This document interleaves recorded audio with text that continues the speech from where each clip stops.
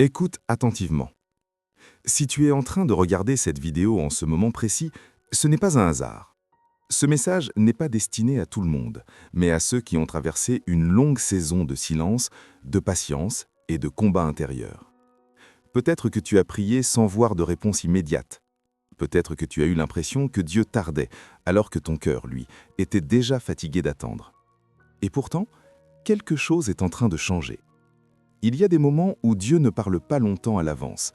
Il parle au moment exact où tu es prêt à entendre. Et aujourd'hui, ce message est une invitation à te préparer, non pas dans la peur, mais dans la foi. Ce qui arrive ne ressemble pas à ce que tu as connu auparavant. Ce n'est pas une répétition du passé, mais une transition vers une nouvelle saison. Dieu n'est pas en train de réparer l'ancien, il est en train de t'emmener ailleurs. Ne cherche pas encore à tout comprendre, laisse simplement ton cœur s'ouvrir, parce que ce que Dieu s'apprête à faire demandera plus de confiance que d'explication. Ce moment n'est pas une coïncidence. Arrête-toi un instant. Avant même d'aller plus loin, prends conscience de ceci. Si tu entends ce message maintenant, ce n'est pas un hasard. Il y a des moments dans la vie où Dieu ne chuchote pas au loin, mais attire l'attention de manière précise, presque insistante. Ce moment en fait partie. Il ne s'agit pas d'une simple vidéo que tu as trouvée par distraction, il s'agit d'un rendez-vous spirituel. Dieu fonctionne avec des temps déterminés, pas selon l'agitation humaine, mais selon une horloge plus profonde, invisible, parfaitement synchronisée avec ce que ton cœur est capable de recevoir. Ce que tu vis actuellement n'est pas arrivé par accident. Les pensées qui t'habitent, les questions que tu te poses, l'impression que quelque chose est sur le point de basculer, tout cela indique que tu te trouves à un point de transition. Il y a des messages qui peuvent être entendus n'importe quand, et il y en a d'autres qui ne peuvent être reçus qu'à un instant précis. Si ce message arrive aujourd'hui dans ta vie, c'est parce que ton esprit est plus éveillé qu'avant, même si tu ne le réalises pas encore pleinement.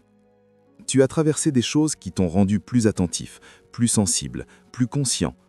Dieu ne parle pas au hasard, il parle à des cœurs préparés.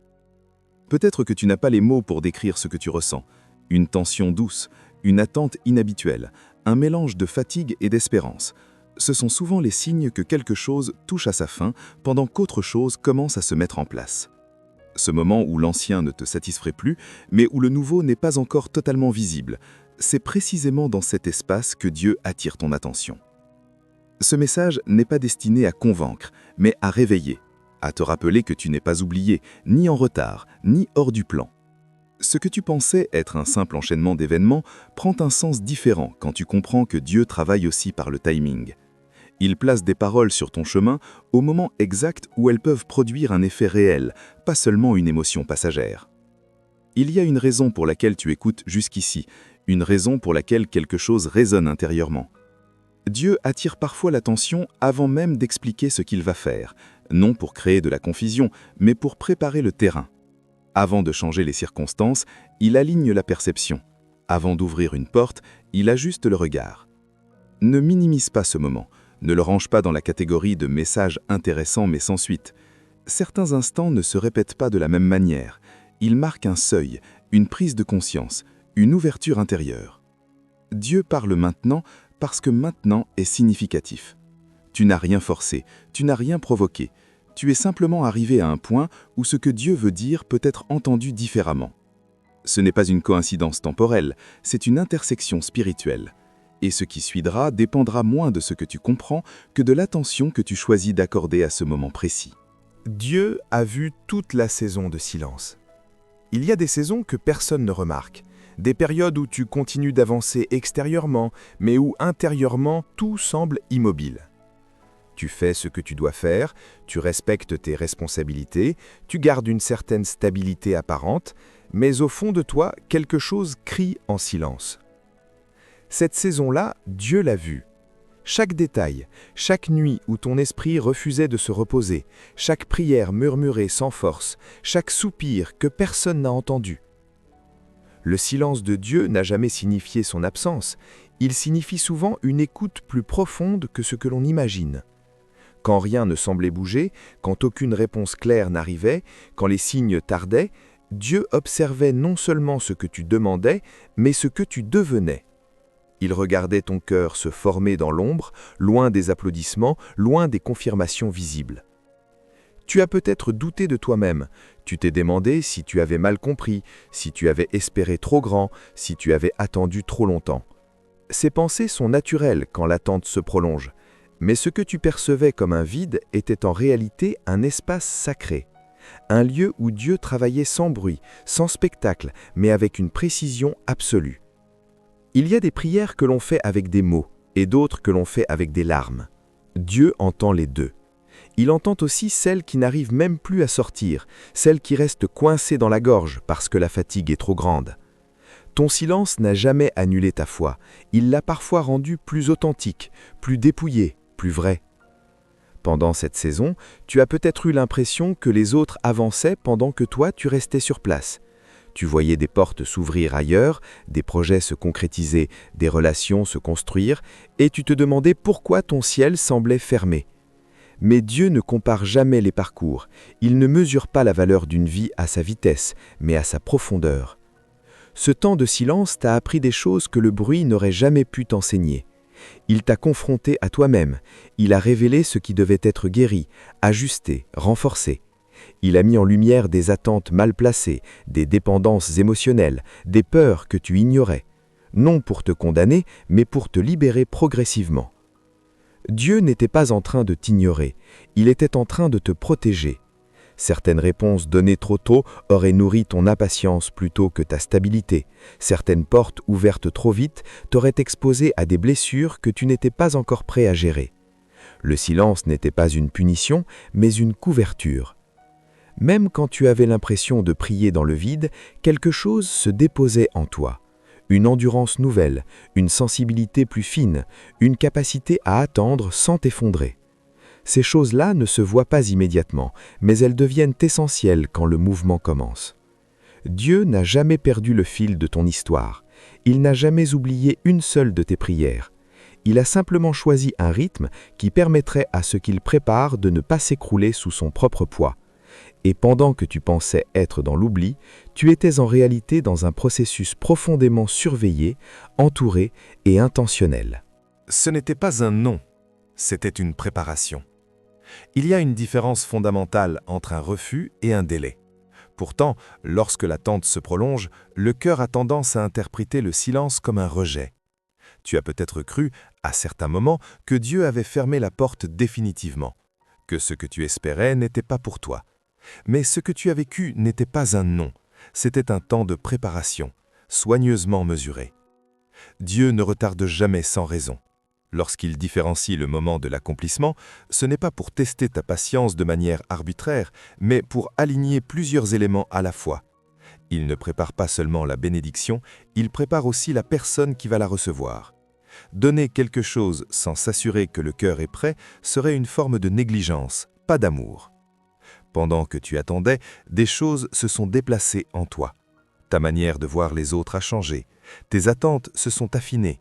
Ce qui te semblait acceptable autrefois ne l'est plus aujourd'hui. Ce processus n'a pas été confortable, mais il était nécessaire. Dieu travaillait à te faire passer d'un désir impulsif à un choix conscient, d'une réaction émotionnelle à une décision enracinée. La préparation agit souvent là où on ne regarde pas. Elle touche aux motivations profondes, à l'identité, aux peurs silencieuses. Dieu a exposé ce qui devait être guéri avant d'être engagé. Il a révélé des schémas que tu répétais sans t'en rendre compte. Il a permis certaines frustrations pour te montrer ce que tu ne voulais plus porter dans la prochaine saison. Tu pensais attendre quelque chose à l'extérieur, mais Dieu travaillait surtout à l'intérieur. Il renforçait ta capacité à discerner, il élargissait ton seuil de tolérance émotionnelle. Il développait en toi une stabilité qui ne dépend plus des circonstances immédiates. Cette préparation n'était pas visible, mais elle était essentielle. Sans elle, ce qui arrive aujourd'hui aurait reposé sur des fondations fragiles. Il y a aussi des choses que Dieu a volontairement retardées pour les protéger. Certaines promesses auraient été compromises si elles étaient arrivées trop tôt.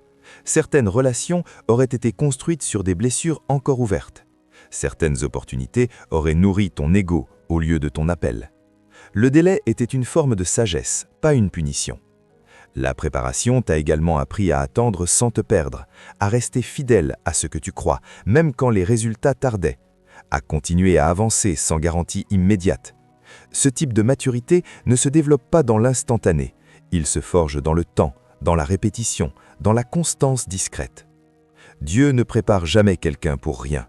S'il a pris le temps de travailler aussi profondément en toi, c'est parce que ce qui vient demande un autre niveau de conscience, de responsabilité et de discernement. Ce que tu vas recevoir ne pourra pas être géré avec l'ancienne version de toi.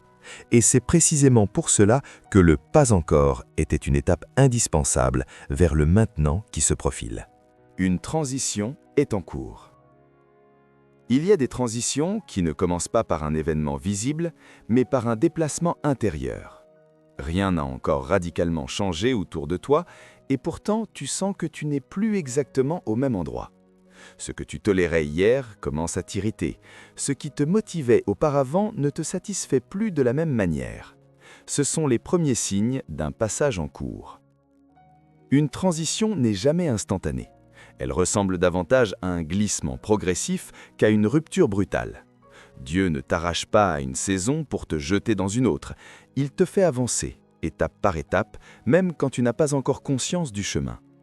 Tu quittes lentement l'ancien, pendant que le nouveau commence à te chercher. Il est normal que cette phase soit inconfortable. Tu n'es plus totalement aligné avec ce que tu connais, mais tu n'as pas encore accès à ce qui vient. Tu te retrouves entre deux repères. L'ancien cadre devient trop étroit, mais le nouveau n'est pas encore clairement défini. Cette tension intérieure n'est pas un signe d'erreur, c'est un signe de mouvement. Dieu utilise souvent cette période pour affiner ton discernement. Tu commences à ressentir un décalage dans certaines conversations, certaines relations, certaines habitudes.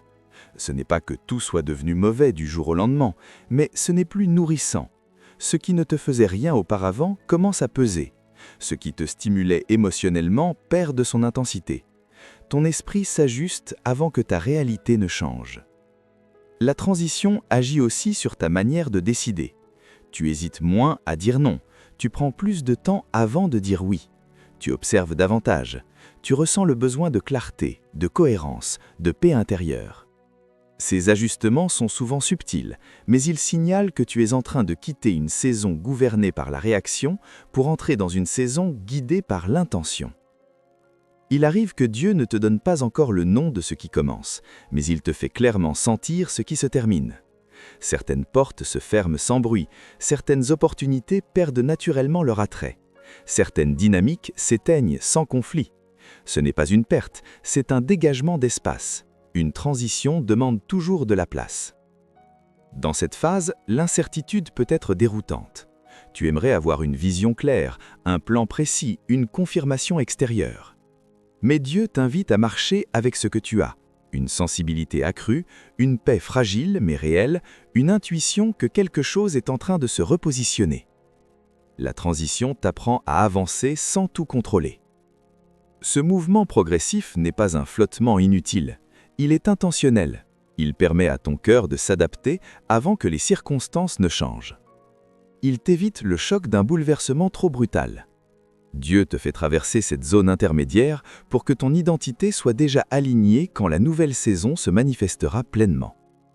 Même si tu ne peux pas encore définir ce qui vient, tu peux reconnaître ce qui s'en va.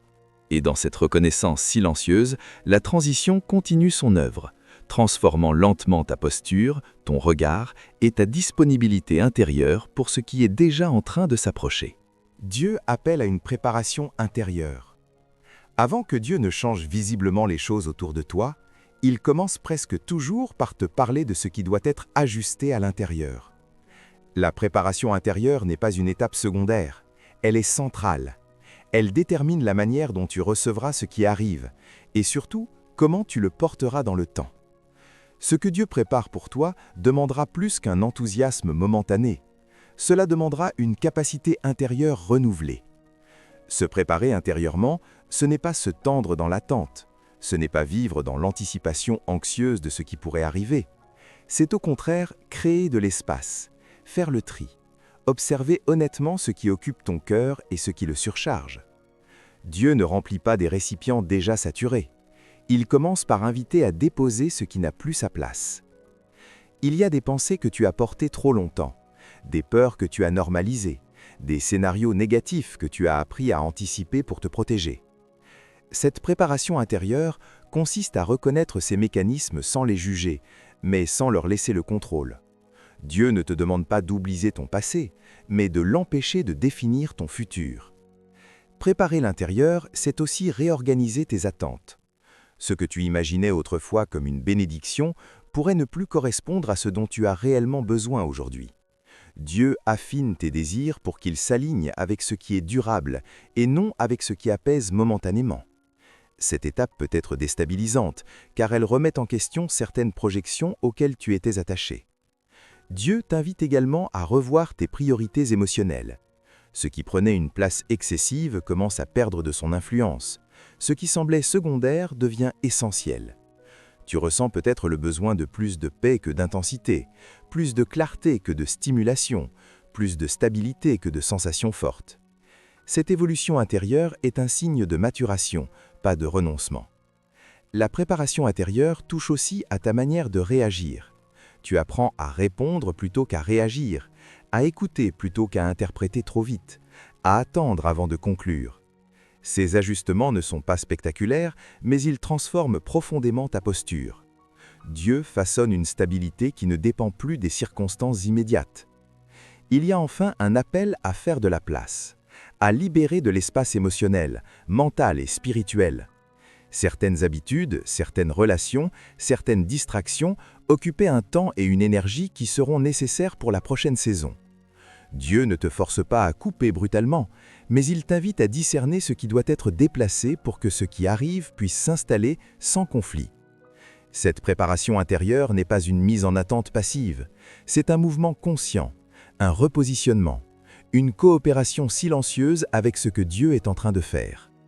Plus tu acceptes ce travail intérieur, plus ce qui vient trouvera un terrain stable, dégagé et prêt à accueillir une nouvelle dimension de ta vie sans te déséquilibrer. Avancer sans tout comprendre, il arrive un moment dans le parcours spirituel où comprendre devient moins important que faire confiance. L'esprit humain cherche naturellement des explications, des repères clairs, des garanties. Pourtant, Dieu n'agit pas toujours selon ce besoin de clarté immédiate. Il invite parfois à avancer avec seulement une direction générale, sans fournir tous les détails. Cette invitation peut être déroutante, surtout pour ceux qui ont appris à sécuriser chaque décision par la logique. Avancer sans tout comprendre ne signifie pas avancer à l'aveugle. Cela signifie accepter que la compréhension complète ne précède pas toujours l'obéissance.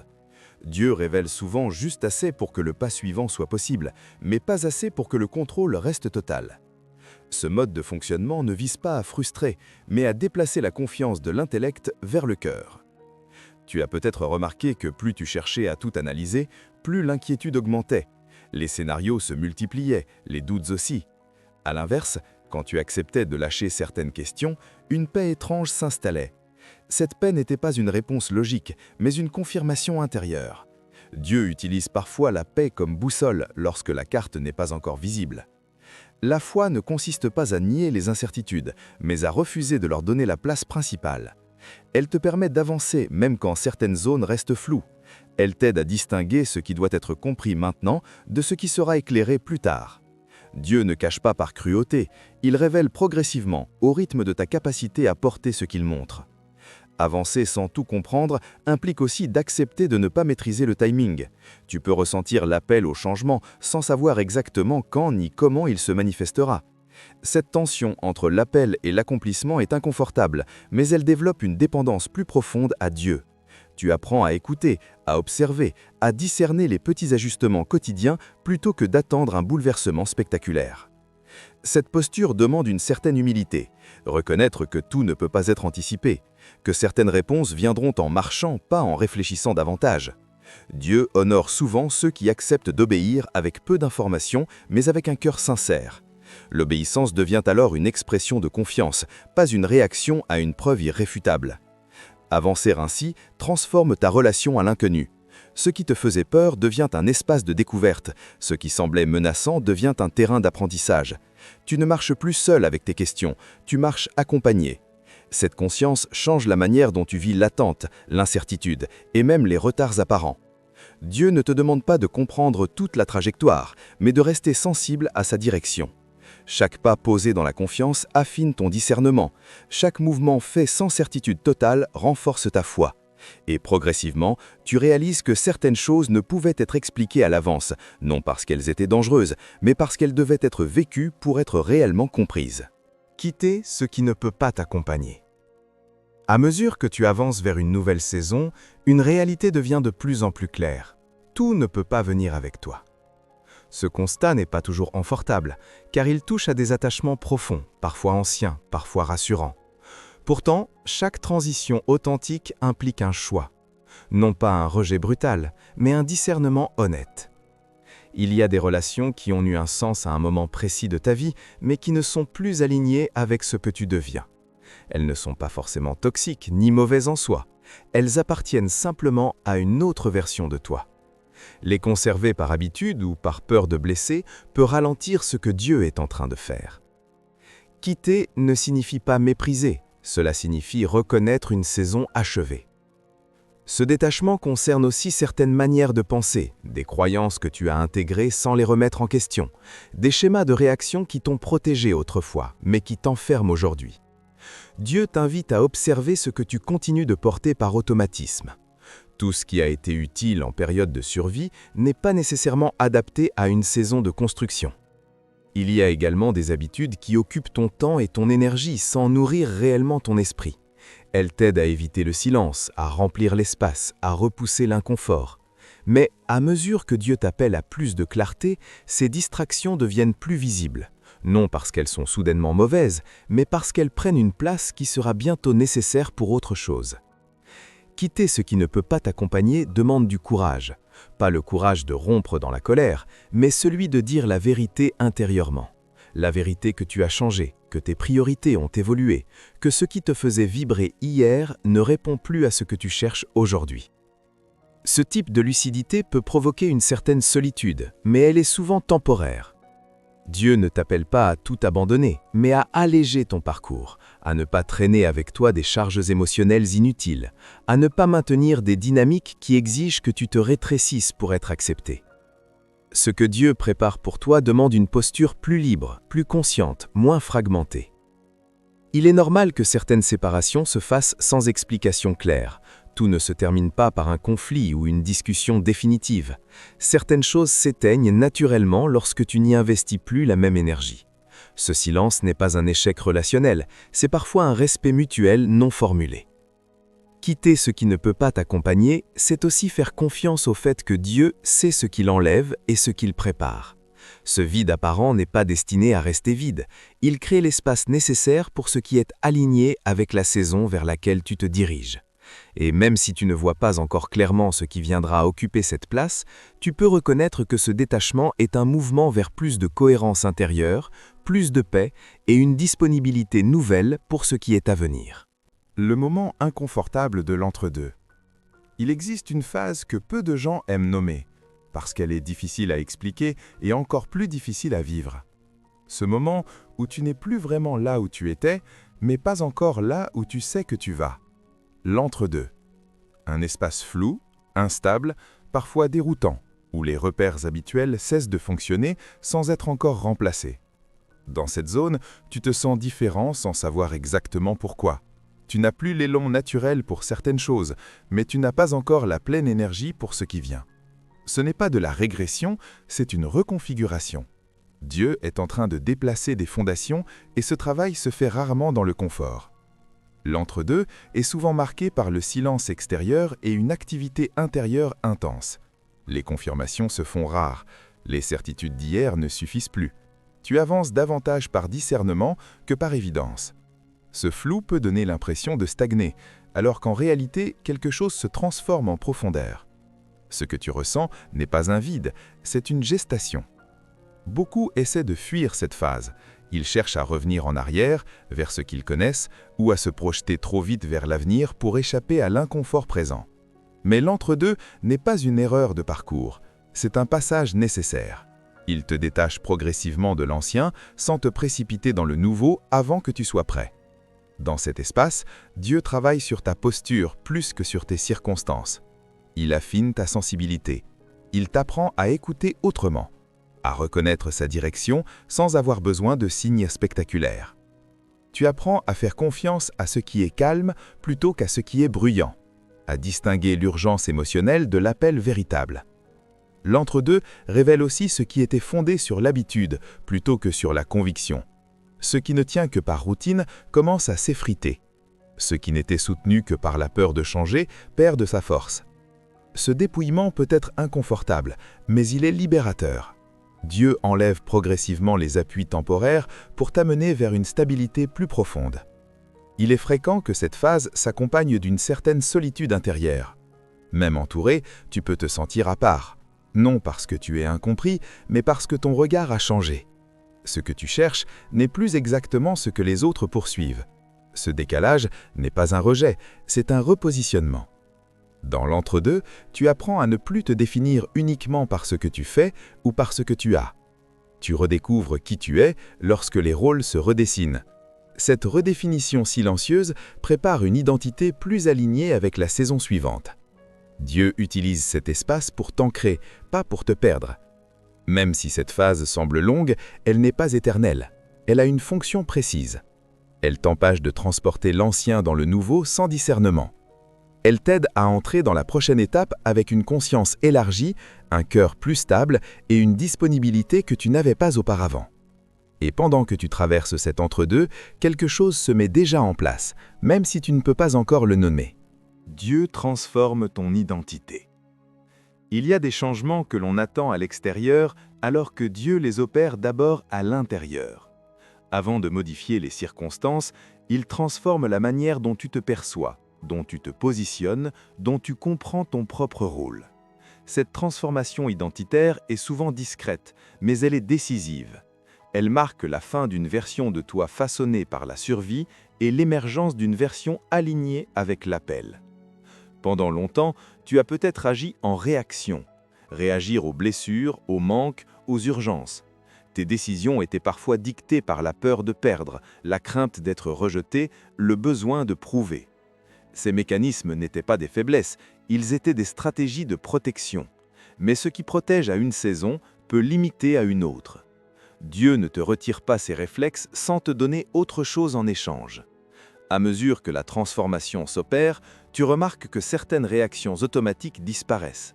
Tu n'as plus besoin de te justifier autant. Tu ne ressens plus la même pression à convaincre. Ce qui te déclenchait autrefois émotionnellement te laisse désormais plus calme. Ce n'est pas de l'indifférence, c'est une stabilité nouvelle. Ton identité commence à se détacher de l'approbation extérieure. Dieu travaille aussi sur la manière dont tu te définis. Tu n'es plus seulement celui qui a traversé, celui qui a attendu, celui qui a tenu bon malgré tout. Ces chapitres font partie de ton histoire, mais ils ne sont plus ton identité centrale. Tu entres dans une phase où tu n'es plus identifié par ce que tu as survécu, mais par ce que tu es capable de construire. Cette transformation identitaire te rend plus conscient de ta valeur. Non pas une valeur fondée sur la performance ou la reconnaissance, mais une valeur enracinée.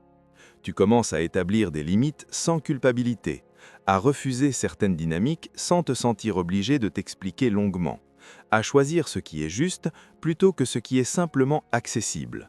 Ces choix révèlent que ton centre de gravité s'est déplacé. Il y a aussi une transformation dans ta manière d'aimer, de t'engager, de te projeter. Tu n'abordes plus les relations avec la même urgence, tu cherches la cohérence plutôt que l'intensité, la sécurité intérieure plutôt que la validation immédiate. Cette évolution n'est pas une perte de passion, mais un approfondissement de ta capacité à aimer sainement. Dieu ne transforme pas ton identité pour t'éloigner des autres, mais pour t'aligner avec des relations plus justes. Plus tu deviens clair intérieurement, moins tu te disperses. Tu reconnais plus rapidement ce qui résonne avec ta nouvelle posture et ce qui appartient à l'ancienne. Cette clarté réduit la confusion et apporte une paix durable. Cette transformation n'est pas toujours spectaculaire, mais elle est irréversible. Une fois que tu as goûté à cette stabilité intérieure, il devient difficile de revenir en arrière. Tu n'as plus envie de fonctionner à partir de la peur, du manque ou de l'urgence. Dieu t'ancre dans une identité qui ne dépend plus des circonstances, mais de ce que tu sais désormais être profondément. Ce qui arrive semblera soudain. Il y a des saisons où rien ne semble bouger, puis soudain, tout s'enchaîne. Ce contraste peut déstabiliser, surtout après une longue période d'attente. Ce qui arrive donne l'impression d'être rapide, presque inattendu, comme si tout se mettait en place en même temps. Pourtant, ce mouvement soudain n'est pas improvisé, il est le résultat d'un travail long, patient et invisible. Quand Dieu accélère, ce n'est jamais sans fondation. Ce qui se manifeste rapidement à l'extérieur a souvent été préparé lentement à l'intérieur. Les années d'attente, les silences, les ajustements, les renoncements n'étaient pas des parenthèses inutiles. Ils constituaient la phase cachée d'un processus qui arrive maintenant à maturité. L'accélération n'est pas une faveur de dernière minute, c'est une réponse alignée. Tu pourrais être surpris par la vitesse à laquelle certaines portes commencent à s'ouvrir, des opportunités apparaissent, des connexions se forment, des décisions se clarifient. Ce qui semblait bloqué trouve soudain une issue. Mais cette rapidité ne crée pas de panique, elle s'accompagne d'une paix intérieure, comme si quelque chose en toi reconnaissait le moment. Tu n'as pas besoin de courir après ce qui vient, cela vient à ta rencontre. Dieu agit souvent ainsi pour montrer que le temps n'a jamais été un obstacle pour lui. Ce qui paraissait impossible à débloquer pendant des années peut être résolu en peu de temps lorsque tous les éléments sont enfin alignés. L'accélération divine ne compresse pas les étapes essentielles, elle révèle simplement que la préparation est terminée. Ce mouvement rapide peut aussi susciter des réactions autour de toi. Certains auront l'impression que tout arrive d'un coup. Ils ne verront pas les nuits de prière, les renoncements discrets, les luttes intérieures. Ils ne verront que le résultat. Mais toi, tu sauras que rien n'est arrivé par hasard. Chaque étape avait sa place, même celle qui semblait inutile sur le moment. L'accélération te demande une posture nouvelle. Tu n'es plus dans l'attente passive, mais dans l'attention active. Tu apprends à discerner rapidement ce qui est aligné et ce qui ne l'est pas. Tu prends des décisions avec plus de clarté, moins d'hésitation. Non parce que tout est devenu simple, mais parce que ton discernement est affiné. Ce qui arrive soudainement met aussi en lumière ta capacité à recevoir. Dieu ne t'accélère pas pour te submerger, mais pour te positionner. Tu remarques que tu gères mieux le changement que tu ne l'aurais cru. Tu n'es pas désorienté, tu es présent, tu es conscient, tu es prêt, même si tout n'est pas encore parfaitement organisé. Cette phase te rappelle que Dieu peut rattraper le temps sans créer de désordre. Il peut faire converger plusieurs éléments à la fois sans te faire perdre l'équilibre. Ce qui semblait éparpillé commence à s'aligner. Ce qui était flou devient plus net.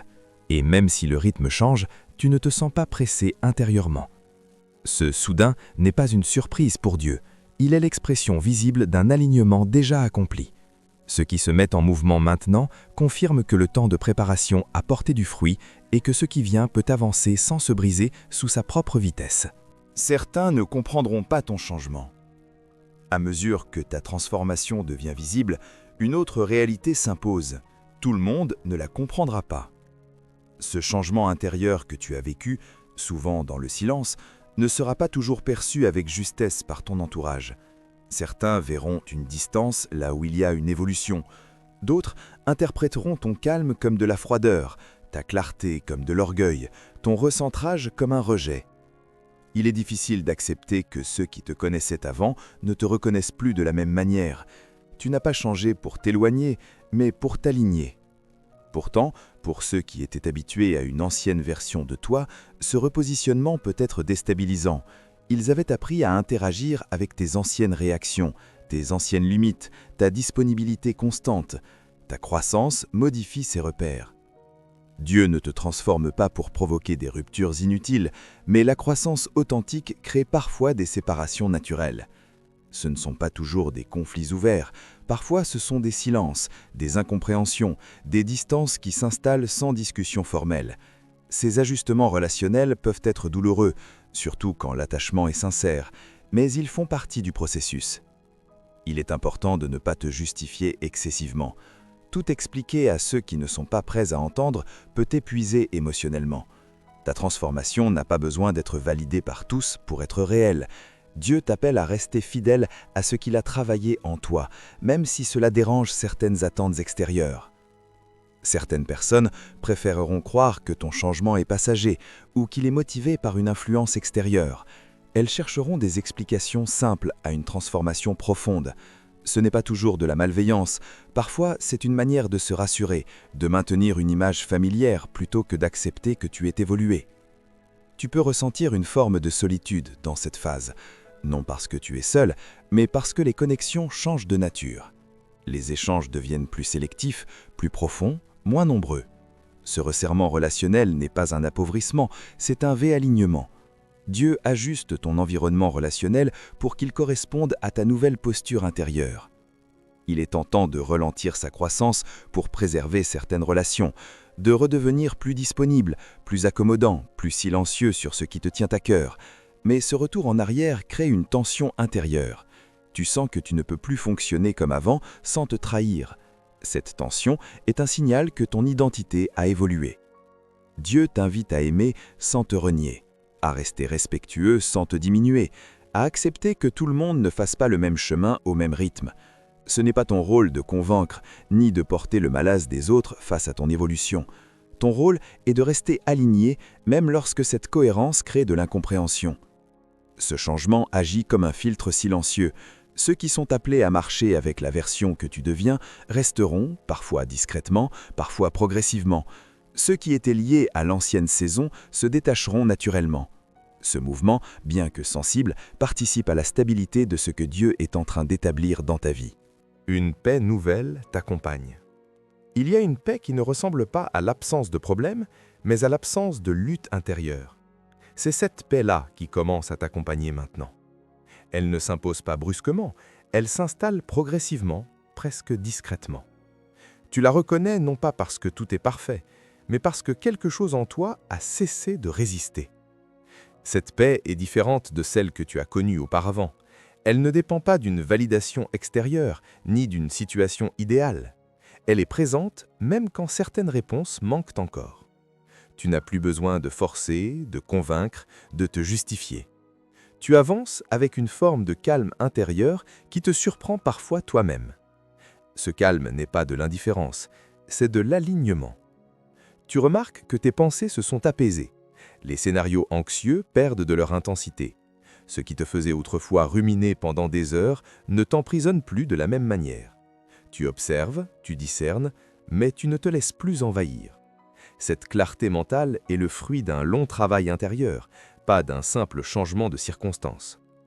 La paix qui t'accompagne agit aussi sur tes choix. Tu n'es plus attiré par ce qui crée du chaos émotionnel, même si cela promet de l'excitation. Tu préfères ce qui est stable, cohérent, durable.